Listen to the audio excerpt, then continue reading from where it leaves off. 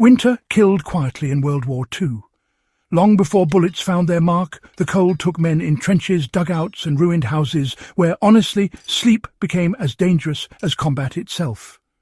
Frozen ground pulled heat from the body all night long.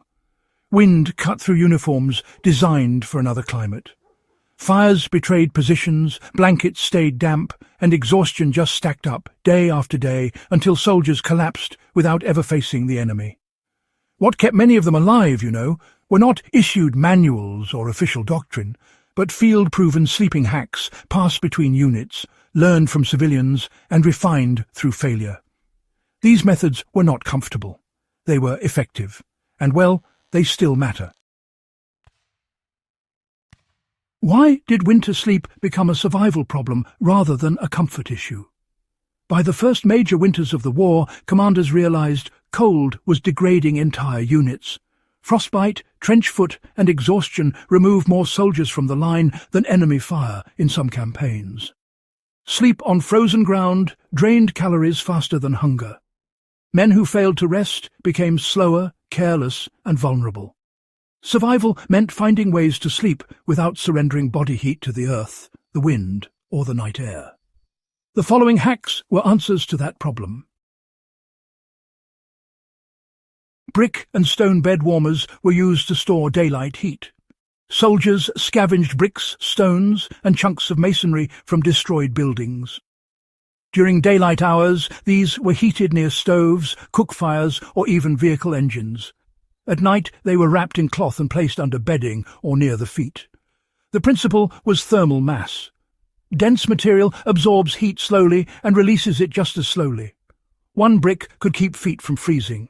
Several arranged beneath straw or coats could make frozen ground survivable. Today, the same method works with rocks heated by fire or even ovens during power outages. Snow walls were shaped to stop wind, not just block vision. Wind stripped heat faster than low temperatures alone. Soldiers learned to pack snow into dense walls around sleeping positions. When compressed, snow trapped air and acted as insulation while blocking wind entirely. Dugouts lined with snow walls stayed noticeably warmer and quieter. The labour was exhausting, but the payoff was immediate. Modern cold-weather shelters still use this principle, whether in snow trenches or emergency windbreaks. When clothing just wasn't enough, paper insulation filled the gap. Soldiers would stuff newspapers, maps, pamphlets, and all sorts of packaging under their shirts, inside their trousers and around their torsos. Paper trapped air, slowed down heat loss, and, well, added a bit of insulation where uniforms were especially thin.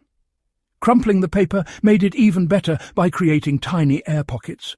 Sure, it failed when it got wet, but in dry cold it could dramatically extend endurance. And this trick still works today. Cardboard, paper bags, or layered packaging can do the job in a pinch. Leaf and straw bedding now that separated bodies from the frozen soil. The ground itself was often the greatest enemy. Soldiers would gather dry leaves, straw, hay, or pine needles, then layer them thickly beneath their sleeping areas. The aim wasn't comfort, but separation. Even just a few inches of organic matter could reduce conductive heat loss significantly. In forests and farmland, this was sometimes the only barrier standing between survival and hypothermia. And honestly, you can still use the same method today. Grass, clothing, cardboard, or even debris can make all the difference. Steam from cooking pots, believe it or not, quietly warmed enclosed shelters. Open flames, of course, were dangerous, but steam carried heat without giving off any light. Soldiers would simmer water in uncovered pots inside their dugouts, letting the steam warm the air and even soften frozen clothing. It raised the humidity and temperature just enough to make sleep possible. The downside was a build-up of moisture, but, well, warmth took priority. This old trick can still come in handy in enclosed emergency shelters when you need to keep a low profile. Stone heat packs replaced fires during movement and night. Smaller stones heated during the evening were wrapped and carried into sleeping positions. These portable heat sources were shared among men and repositioned as they cooled. Though temporary, they provided crucial warmth during the first hours of sleep when the body was most vulnerable. Today, heated rocks or even hot water containers follow the same logic. Straw-stuffed clothing turned fields into insulation. When coats failed, soldiers stuffed straw into jackets, trousers and boots. Straw trapped air, blocked wind, and added insulation instantly. It was noisy, bulky, and uncomfortable, but effective. Dry material mattered. Wet straw became dangerous. This method is echoed today in emergency insulation using shredded material or dry plant matter.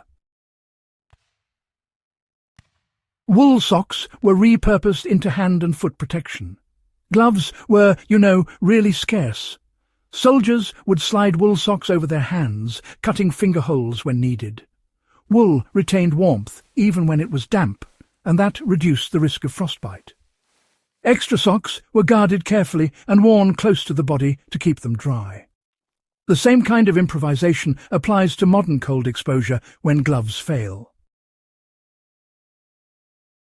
Ash-covered embers preserved heat without light. At night, fires were buried under ash once cooking ended.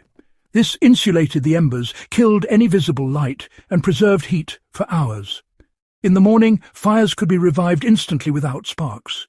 This saved fuel, energy, and, exposure. The technique remains useful wherever fire concealment matters. Why do these sleeping hacks still matter? These methods were not just clever tricks. They were survival systems built under pressure. They required discipline, effort, and a real awareness of heat, moisture, and terrain. They worked because they respected physics, not comfort. In any future crisis where power fails, supply lines break, or winter arrives when folks are unprepared, these same principles will decide who endures. If you believe this knowledge should never be lost again, if you value the hard-earned lessons written into frozen ground by those who lived them, then stay with this channel. Subscribe, share this with someone who needs it, and help keep the past from being buried under the snow again.